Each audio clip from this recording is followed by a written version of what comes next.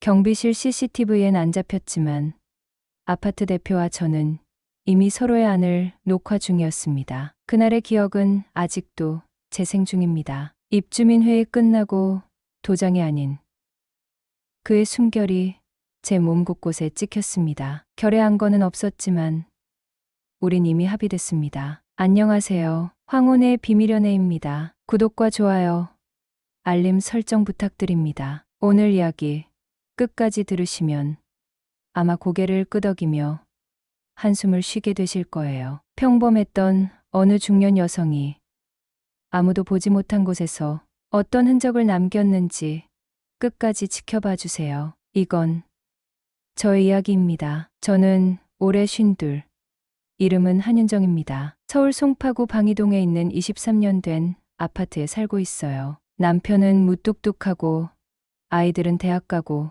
집을 떠난 지 오래죠. 하루가 멀다 하고 고장나는 아파트 설비와 갈수록 줄어드는 주민회의 참석률, 무료한 일상 속 전 늘 커피 2잔을 마셨어요. 하나는 내 목, 하나는 말동무라도 생기길 바라는 마음이었는지도 몰라요. 창밖을 바라보며 혼잣말을 할 때면 내 이야기를 들어주는 이가 있었으면 했죠. 어쩌면 그 커피 한 잔은 누군가 내 앞에 앉아주기를 바라는 조용한 신호였는지도요. 그 사람을 처음 본 건 관리비 고지서를 들고 대표실을 찾았을 때였어요. 고장난 전등 아래서 노란 불빛에 반쯤 잠긴 그의 모습은 낡은 책상에 등을 기댄 채 조용히 무언가를 생각하는 듯했죠. 이름은 정진욱, 54. 말수가 적었지만 공기처럼 묵직한 존재감을 가진 사람이었어요. 그의 눈빛엔 마치 지나온 계절들이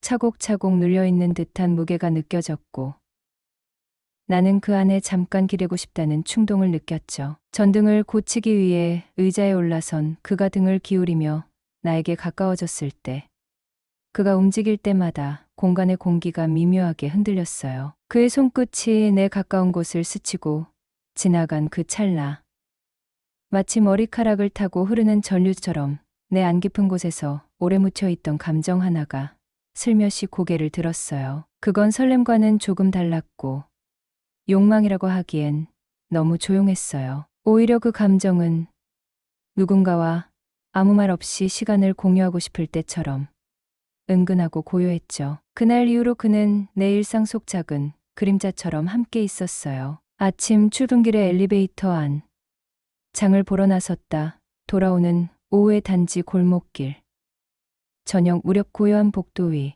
우리는 마주치지 않아도 같은 공기 속을 걷고 있었고 그 사실만으로도 묘한 온기가 생겼죠. 직접 마주하지 않더라도 같은 공간을 공유하고 있다는 사실만으로도 낯선 위로를 받았고 때로는 그 위로가 스며드는 틈에서 알 수 없는 떨림이 올라오곤 했어요. 그가 지나간 복도의 잔향, 전단지에 남은 필체, 계단 위에 잠깐 멈춰선 발자국 같은 것들이 내 하루의 흐름 속에 조용히 끼어들었고 그 순간순간들이 오히려 말보다 더 짙은 인상을 남겼어요. 그는 내 곁에 있지 않아도 늘 내 곁에 있는 것처럼 느껴졌고 그건 단순한 착각이 아니라 어떤 짙은 감정의 침투였던 것 같아요. 나도 모르게 그가 남긴 사소한 흔적들을 더듬으며 스스로를 그의 궤도 안에 놓아두곤 했어요. 특별한 대사 없이도 그의 존재는 내 하루 속에 천천히 그러나 깊게 스며들어 있었고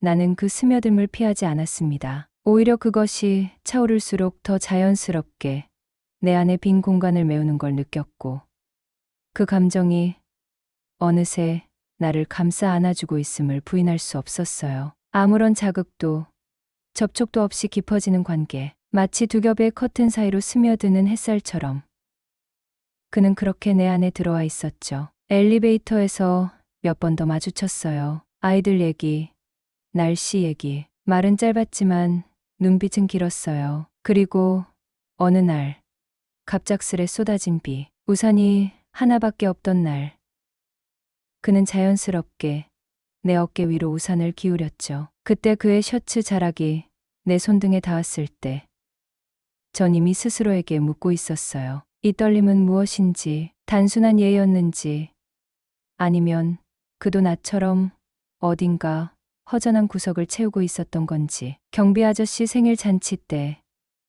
우리는 우연히 나란히 앉게 됐어요. 나란히 놓인 접시보다 더 가까웠던 건 무릎 아래로 흘러간 온기였죠. 사람들이 떠나고 남은 빈 접시 위로 그가 건넨 말.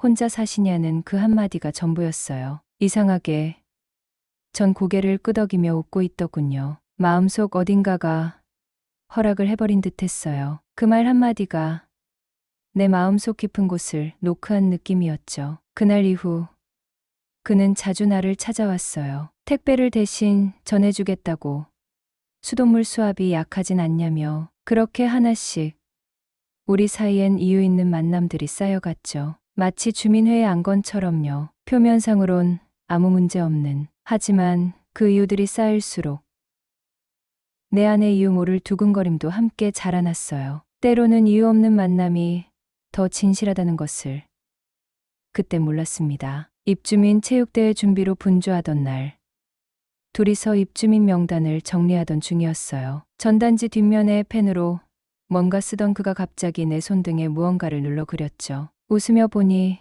동그라미 하나. 그는 말없이 미소만 지었어요. 그 순간 깨달았어요. 이건 시작의 서명이라는 걸. 종이에 남은 건 단순한 원이었지만 내 마음에 남은 건 다시는 지워지지 않을 감정의 흔적이었죠. 그날 밤 입주민 회의가 끝나고 모두가 돌아간 뒤 나는 괜히 남은 컵들을 정리했어요. 손에 닿는 종이컵의 미지근한 온도와 텅 빈 회의실의 정적이 묘하게 뒤섞이며 나를 잠식했죠. 정리라는 행동은 핑계였는지도 몰라요. 누군가 다시 그 문을 열어주기를 바랐던 그 조용한 기대가 행동으로 나타난 거였죠. 그리고 마치 내 속마음을 읽기라도 한 듯 대표실 문이 살며시 닫히는 소리가 들렸고 다시 그보다 더 조심스러운 소리로 열렸어요. 문틈 사이로 조심스레 들어온 그는 한동안 나를 말없이 바라보다가 조용한 목소리로 말을 꺼냈어요. 오늘따라 많이 지쳐 보인다고. 그의 말은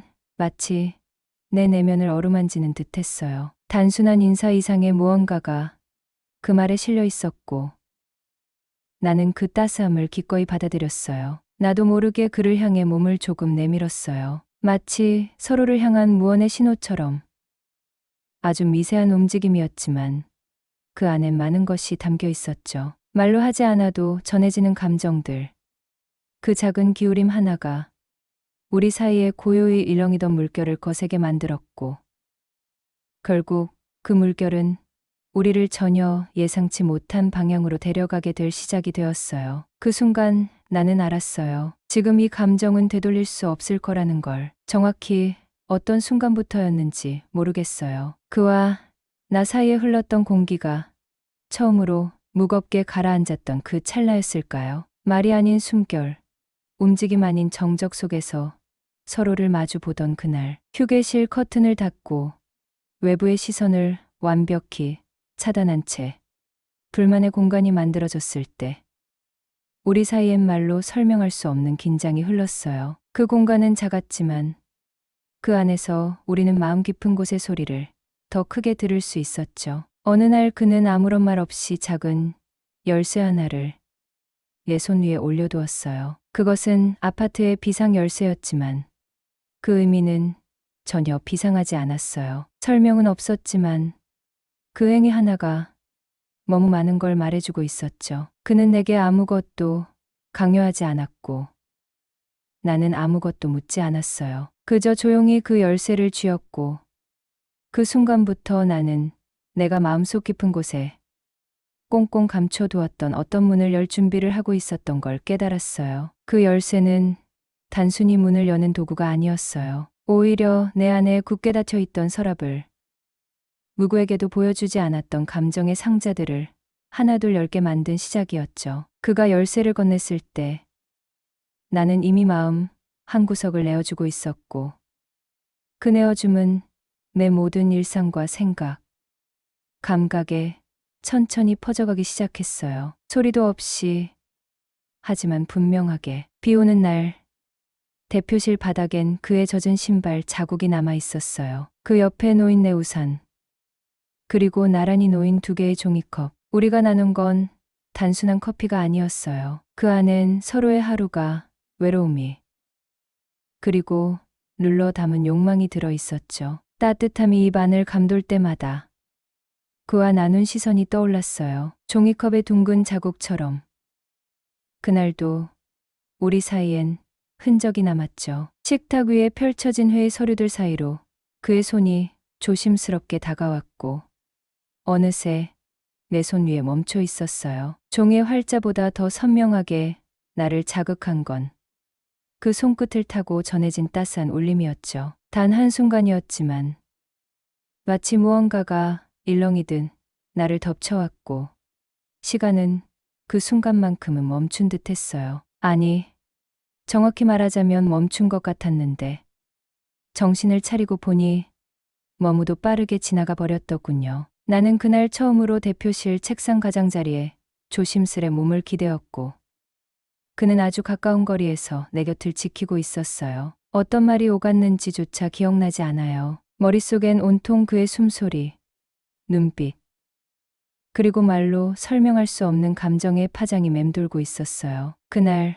그 공간에 스며들었던 공기까지도 내 안 깊은 곳에 남아있는 듯했죠. 마치 몸을 감싼 얇은 공기층이 지금도 그날의 온도를 기억하고 있다는 듯이요. 말로는 설명할 수 없는 짙고도 흐르는 감정이 그날 우리 사이를 가득 채우고 있었어요. 그렇게 우리는 매번 다른 이유를 만들어 만났어요. 전구가 나갔다는 핑계로, 물이 조금 샌다는 이유로, 혹은 공동연관, 비밀번호가 잘 눌리지 않는다는 사소한 문제까지도 우리에겐 아주 그럴듯한 명분이 되어 주었죠. 하지만 둘 다 알고 있었어요. 사실 그 무엇도 제대로 고장난 적이 없다는 걸. 불편한 건 기계가 아니라 마음의 균형이었고 흔들린 건 집 안의 설비가 아니라 우리 내면의 선이었어요. 어쩌면 우린 애초부터 고장을 기다리고 있었던 건지도 몰라요. 삶이 너무 단정하게 유지되고 있다는 것에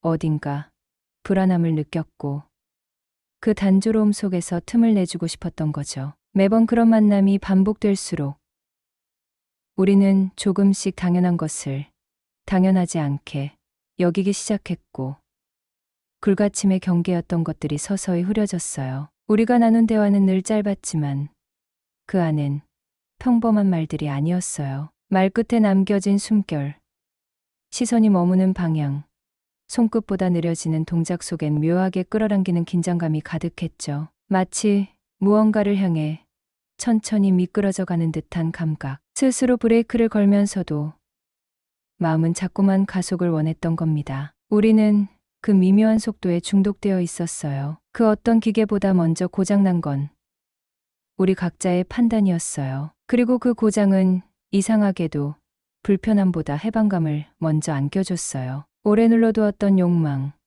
말하지 못했던 외로움, 반복되는 일상 속에서 지워졌던 내 모습, 그런 것들이 하나둘 이 만남을 통해 다시 살아나고 있었던 거예요. 고장이라기보단 오히려 작동을 시작했다고 하는 게 더 맞았는지도 모르죠. 어느 날 대표실에서 나와 복도를 걷는데 마주친 경비 아저씨가 내게 인사했어요. 나는 놀라 도망치듯 엘리베이터를 탔고 그 안에서 한참을 숨죽였죠. 경비실 CCTV는 우릴 보지 못했지만 우리는 이미 서로를 깊이 기억하고 있었어요. 세상의 눈은 피했지만 마음의 눈은 감출 수 없었죠. 어느 날은 주민센터 행사에서 그의 아내를 보았어요. 단정한 머리, 공손한 인사. 그날 이후 나는 한동안 대표실에 가지 않았어요. 하지만 그가 보낸 메시지 한 통, 회의한 건 정리 도와주실 수 있을까요?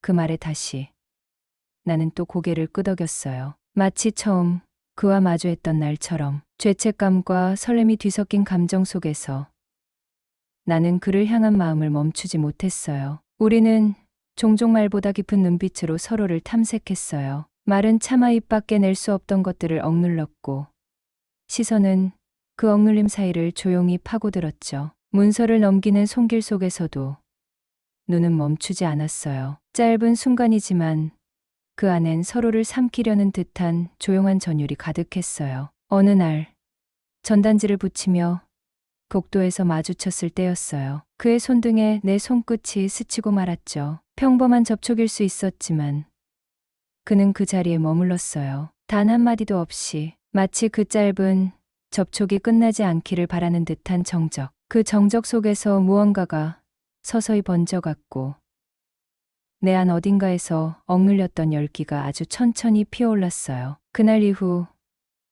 나는 사소한 다음 속에서도 잊히지 않는 감각을 기억하게 되었어요. 그것은 흔한 떨림이 아니라 마치 마음 깊은 곳에 놓여 있던 단단한 상자를 열어젖히는 작은 실마리였죠. 그 작은 접점 하나가 내 안의 모든 감각을 다시 살아나게 만들었고 지금도 나는 그날의 공기, 그날의 정적, 그리고 손끝에 감겼던 미묘한 울림을 잊지 못하고 있어요. 시간이 지나 입주민들도 우리의 눈빛을 눈치채기 시작했을까요? 입주민 회의에서 내가 발언할 때마다 그는 내 눈을 피했고 나는 그의 뒷모습만 바라봤어요. 우리가 맞닿았던 기억들이 점점 우리를 멀어지게 만들었어요. 말없이 흘러간 시간들 속에서 우린 서로를 더 조심스러워했고 그 조심스러움이 결국엔 거리를 만들어냈죠. 그리고 어느 날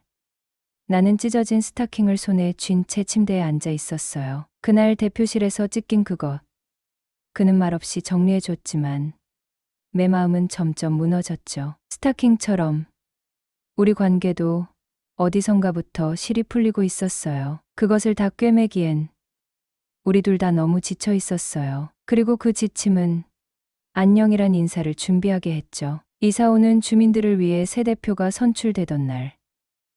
나는 그의 옆자리에 앉지 않았어요. 대신 멀리서 박수를 쳤죠. 아무 일도 없던 사람처럼 웃으며. 하지만 밤이 되면 그날의 기억이 재생되어 조용한 방 안에서 난 여전히 그와의 장면들을 떠올리며 마치 비밀리에 남겨진 녹화 파일처럼 그 감정들을 되감고 있어요. 그날의 조용한 다짐도, 커튼 뒤를 가르던 정적도, 종이컵에 담긴 온기마저도 모두 아직도 제 안에 선명하게 남아 있습니다. 그 사람의 숨결이 아닌 그 사람과 함께 쌓아 올린 기억들이 제게 또렷하게 각인되어 있죠. 아무런 서명도 없었고 어떤 문서도 없었지만 우리는 이미 오래전에 서로를 충분히 이해하고 받아들인 사이였어요. 여기까지 저의 이야기를 들어주셔서 감사합니다. 말 못할 감정은 늘 마음속 어딘가에 숨어 있지만 이렇게 꺼내놓고 나니 조금은 가벼워진 것 같네요. 황혼의 비밀연애. 다음 시간에도 어딘가에 누군가가 조용히 품고 있는 이야기로 다시 찾아올게요. 오늘도 고요한 밤, 각자의 기억 속에서 따뜻하게 잠드시길 바랍니다.